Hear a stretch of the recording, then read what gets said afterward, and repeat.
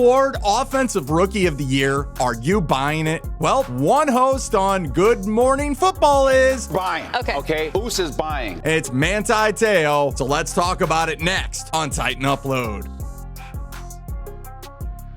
So if you've been paying attention to the channel, you know the disrespect issue is one of our main flavors of the month. So usually with the Tennessee Titans, it's disrespect. It's not getting the amount of attention that you might somewhat deserve. And if you're drafted number 1 overall, you should be getting a decent amount, especially through the national media, at least at times. As I mentioned previously with Fathead, like their advertisement for the rookies, Cam Ward hardly even fits the football that Jackson Dart's holding. So yeah, that's an issue. But there's some good news around the horizon. Offensive Rookie of the Year for Cam Ward. That sounds pretty good. Currently, Cam Ward's in second place. He's plus 50 shy of Ashton Genty. Otherwise, he's got a nice little gap. The next closest, Travis Hunter of the Jacksonville Jaguars at plus 900. Cam Ward is plus 300. Gives you 2 reasons. Let's hear the first reason. You need to have guys that you're going to throw the ball to. He has really good guys. Guys that are underappreciated, in my opinion, with Calvin Ridley, Tyler Lockett, Treylon Burks, Chiga Okonkwo. These are guys that can produce for you. Now, what I like, Calvin Ridley. I actually love that. I think Calvin Ridley's going to be a stud this year. I've been telling you to take him in fantasy football for a long time here, and I still think you should. And he's a guy who's coming off 1,000-yard season, and his quarterback was Will Levis, who liked to throw it to the other team most of the time. Well, maybe that could be fact-checked, but it seemed like it as a fan watching the games. He threw it to the other team, and they scored touchdowns a lot. And it started at week 1, and it didn't end.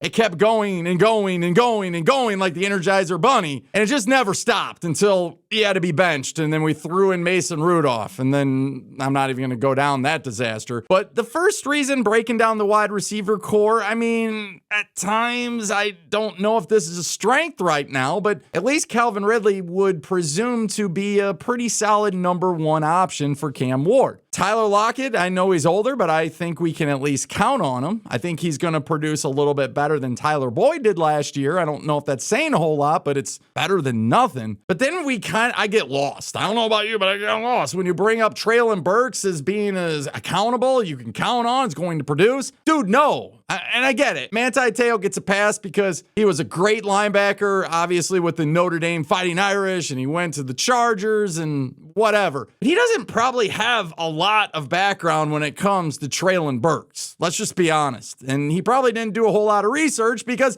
none of these national guys do research when it comes to Tennessee Titans. At least it seems like it. He's just not accountable. You can't count on the guy. Point number 2. This one sounds great, but I'm going to kind of tell you why I think it's a little bit of a stretch. Let's hear what he has to say on reason number 2, why Cam Ward is going to win Offensive Rookie of the Year. So when you have a coach like Brian Callahan and what he can do for the quarterback position, not only as a coordinator, a head coach, but also as a quarterback coach. If you're ready for football and you're ready for the season to start, which is less than a week away, make sure you tighten up that like button and hit that subscribe button. So point number 2, Brian Callahan. He didn't say Bill Callahan, but he said Brian Callahan. So let's break that down. I don't think anybody's going to argue that Brian Callahan, before he took the Tennessee Titans job, we'd all say he was qualified. He's had a great history of working with quarterbacks. The one I love the most is Derek Carr, because we used to have an offensive coordinator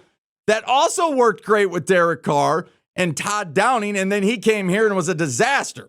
But then again, Oakland Raiders at the time, fans, right? Oakland Raider fans at the time said, this guy is awful. He's a train wreck. Basically burned the Raiders to the ground. And we were like, oh, well, yeah, no, he's going to be fine with the Titans. And yeah, it wasn't. And then he moved to the Jets, and that became a disaster. So whatever. Todd Downing, tighten up, buddy. But the point is, I do like the Derek Carr one because I don't know if everybody's got a lot out of Derek Carr. Some have, definitely. Derek Carr, I know he just retired or whatever, but, Derek Carr's a pretty good quarterback. Joe Burrow is top the list because we all know Joe Burrow's a stud, and I don't know if it had anything connected to Brian Callahan, but according to Bengal fans, they pretty much like Brian Callahan. They thought he did a good job. And from what everything I've read and did research on, it seems like Brian Callahan was a big portion of why the Bengals brought in some of this LSU stuff into the Bengals offense. So great job, Brian Callahan.